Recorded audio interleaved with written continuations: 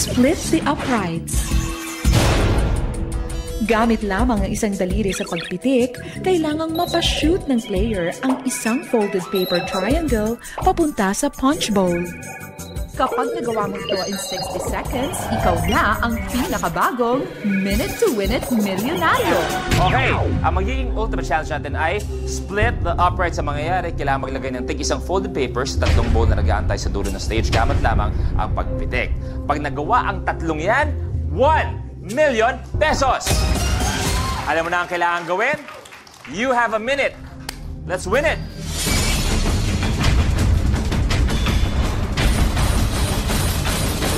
The game begins in 3, 2, 1, go!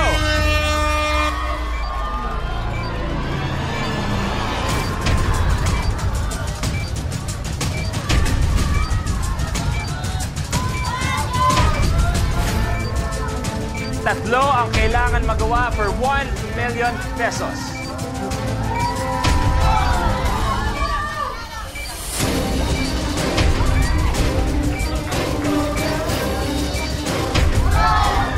Lapit mo na.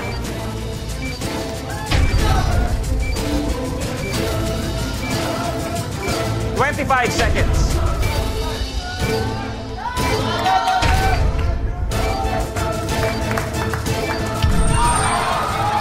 Isa. 10.